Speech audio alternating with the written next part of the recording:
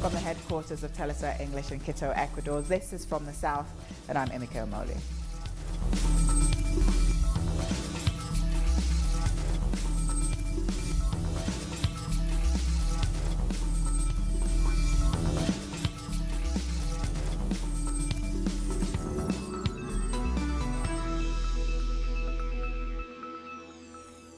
Welcome to the program. Argentina's finance minister is due to meet the director of the IMF in Washington. This is as the peso continues its downward slide.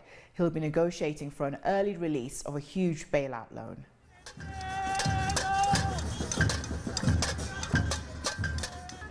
Hundreds of Argentinians, many of them pensioners, blocked streets in Buenos Aires on Monday evening. They condemned President Mauricio Macri's latest austerity measures.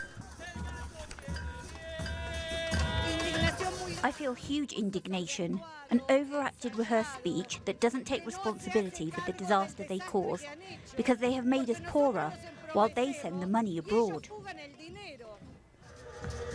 Trade unionists also protested outside the presidential palace. Macri's decision to cut the number of ministries by 10 threatens thousands more jobs in the public sector. The government also announced new taxes on farm exports. But despite the announcements, Argentina's currency fell further, losing another 2.6%. Halving the ministries means a really dire situation for the public administration and the state. They're reducing the state, they're shrinking it, the state is losing its power to regulate. Their plan is basically to fulfill their commitments to international creditors, to comply with the International Monetary Fund, to give them control of the public accounts. After a series of economic adjustments, Argentine President Mauricio Macri addressed the nation. However, people were expecting more than just a speech. They were expecting him to change his policies. This can't all change in an instant. It's a gradual process. We had to change many things that were not favorable for everyone, but were necessary. What we did was to ask the world for some help.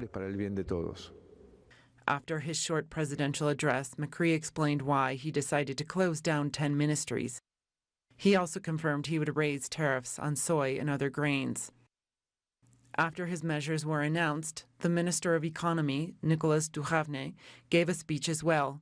Por supuesto, también debemos reconocer que hemos cometido. We must admit that we made some mistakes.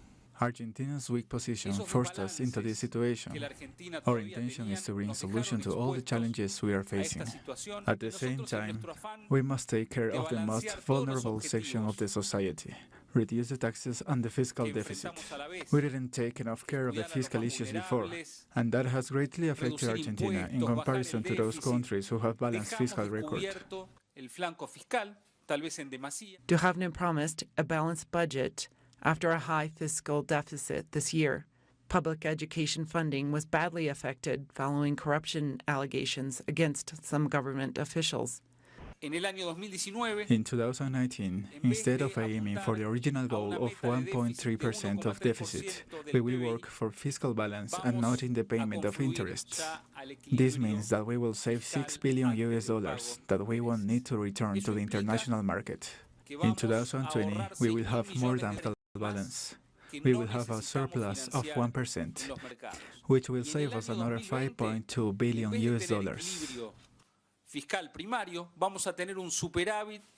With these weak measures taken by the government, experts say the officials want to dollarize the economy.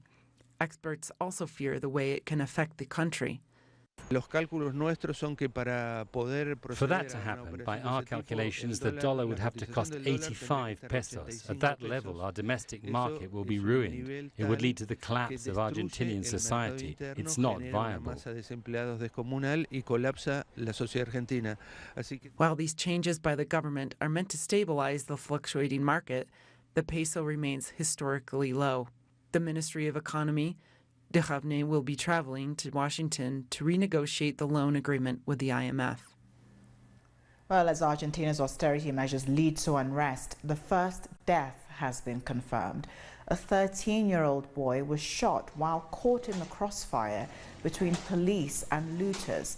Crowds had been looting supermarkets in the second largest city, Chaco. An investigation is underway into the cause of the fire that destroyed Brazil's National Museum.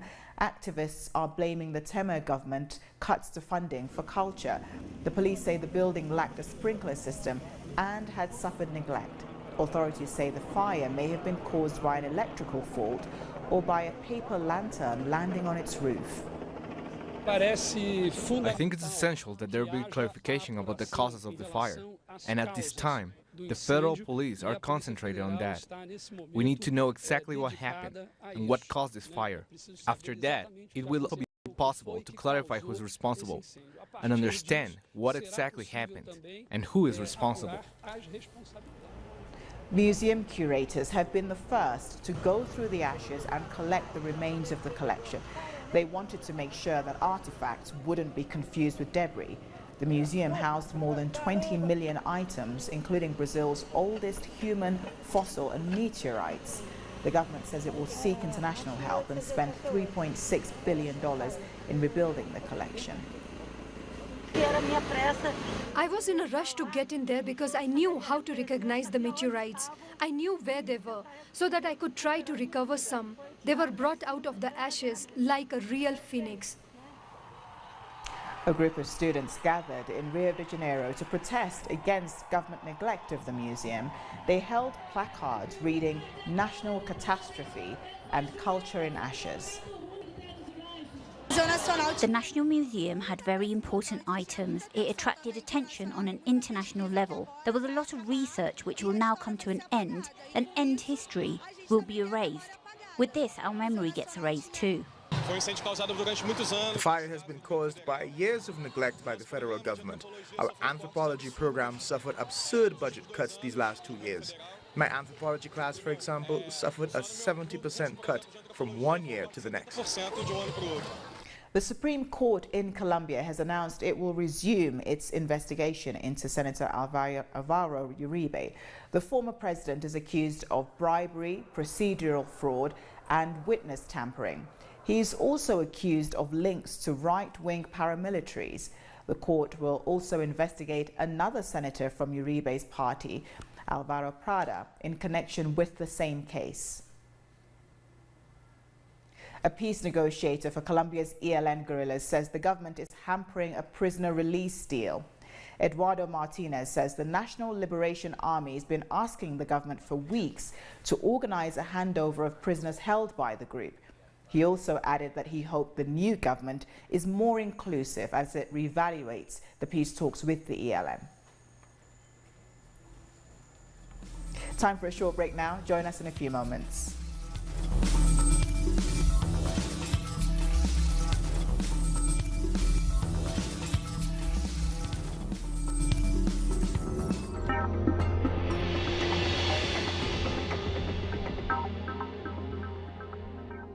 We are present at every event where our nations are staring.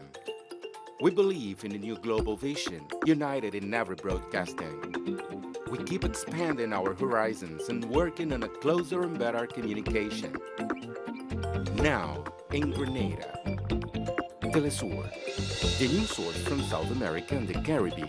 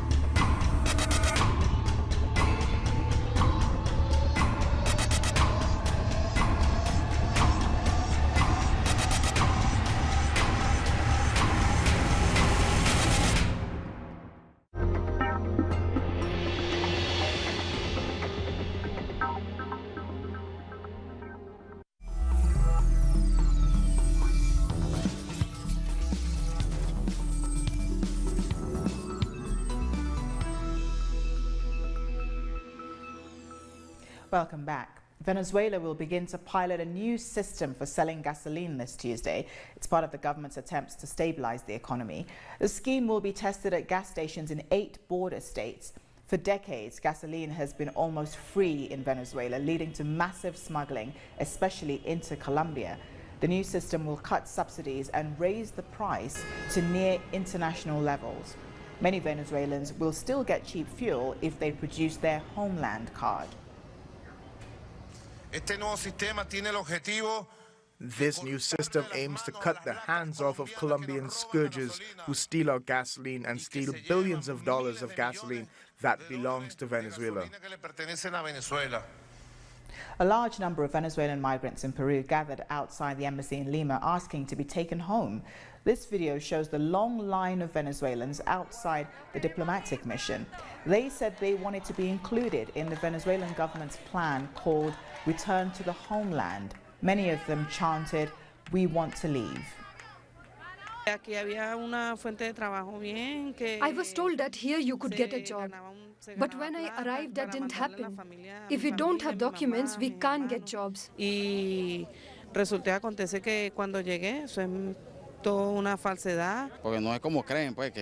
is not like everyone thinks, that with 100 soles you can buy groceries for a whole month. I had to come here to experience this. And that is why we are here today, to apply for the Return to the Homeland plan that President Maduro announced. That is why we're all here. More than 400 people want to go back.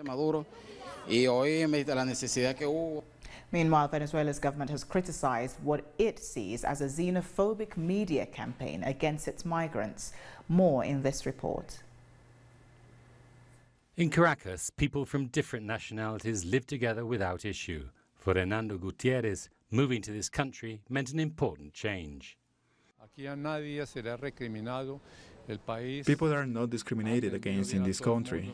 Everyone is received with equality and care. We are 6.5 million Colombians here, and we all enjoy the same guarantees that Venezuelans do. Media campaigns on Venezuelan migration are being criticized by foreigners living in Venezuela. Airports are full of Venezuelans trying to return. Why don't they show that? What's the reason? They don't want to put one country against another, but the media keeps putting people against each other. They want to divide society. The government condemns such false information. This year alone, there have been 287 statements from the presidents of the Lima cartel, members of different governments and different high-ranking officials, supported by media. The media campaign against Venezuela is in full flow on the internet. Since July, international organizations have been talking negatively on Twitter about the situation of Venezuelan migrants. But they make no mention of countries like Colombia, which has one of the worst records of forced migration. So is there really a humanitarian crisis in Venezuela? Social media still says yes, while Venezuelans abroad continue to ask for support to return to their country. President Nicolas Maduro says 600,000 Venezuelans have migrated in the last 2 years. Maduro was providing an update on the progress of the economic recovery program. He's asking Venezuelans to support the government's efforts to improve the economy. He invited those who've left Venezuela to return home. And he also added that at least 90% of those who emigrate leave with money in their hands, often after selling property. The economic recovery program was created in Venezuela. This program is made with national talent, with advice and support from valuable people from around the world. But these measures are not like those imposed in Argentina, which are being imposed by International Monetary Fund. These are shameful economic measures imposed by Mauricio Macri on the Argentinian people. These people of Argentina are in the streets fighting. Today we saw them in the streets after the nefarious intervention of Mauricio Macri, who will go down in history as one of the most evil and criminal persons who have existed in the recent economic and political history of Argentina. Venezuela's ambassador to the OAS, Samuel Moncada, is condemning what he calls threats against President Nicolas Maduro by the U.S. representative to the organization. In an interview with Telesur, Moncada said Carlos Trujillo suggested Maduro's life could be in danger if he traveled to the United Nations General Assembly in New York. He threatened the integrity of President Maduro, who is the head of a state of a member of the UN, a state recognized throughout the world, including the US, with whom we have an embassy.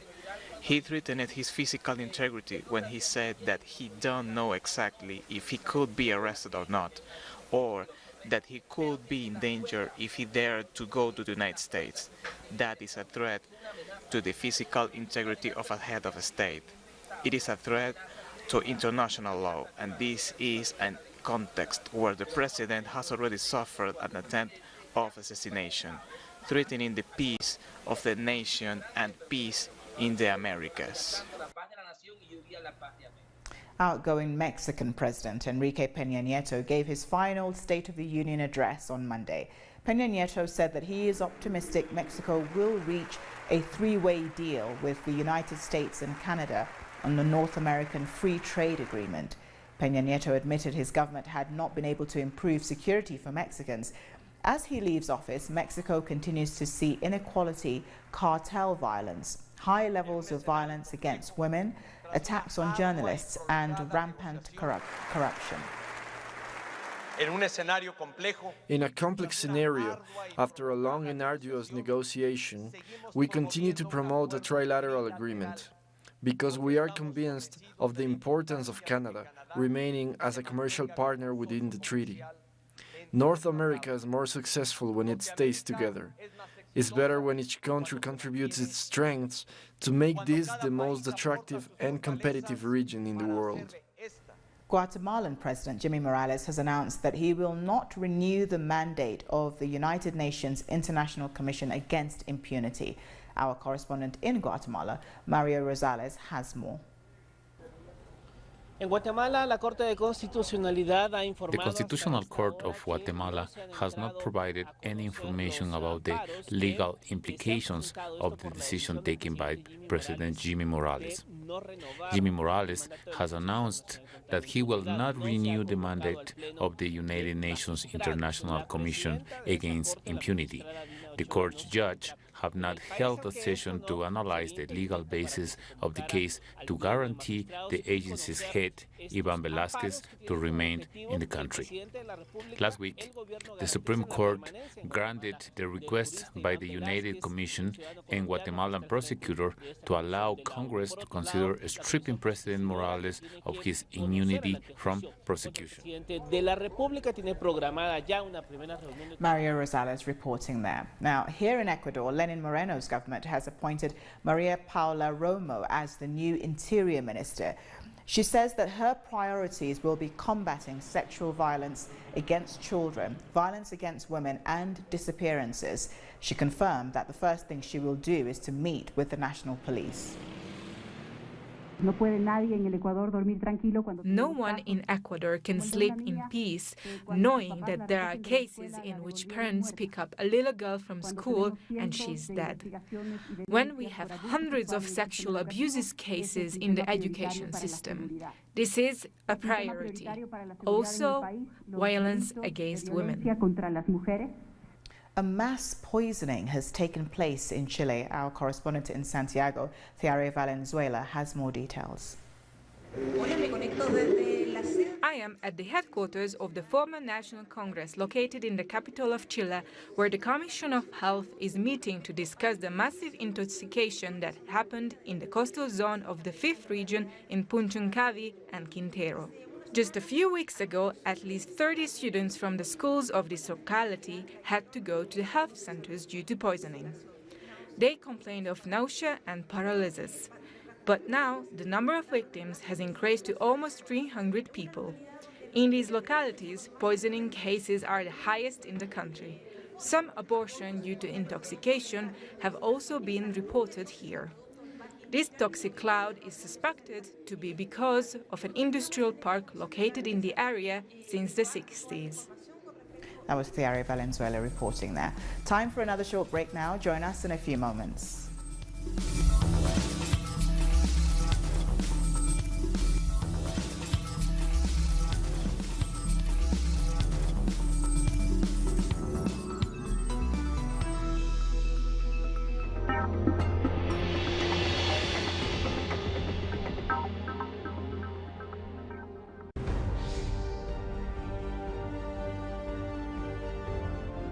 Acompañamos a los pueblos que resisten en cada una de sus luchas. Somos esa ventana que se abre para visibilizarlos entre fronteras.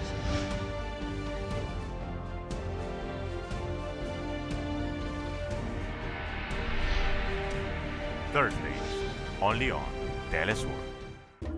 An occasion to enjoy the cultural diversity that defines our South American essence. Come along and find out the story behind these personalities, traditions, and artistic expressions that unite us as a whole. Real Lives. Saturdays, only on Telesur.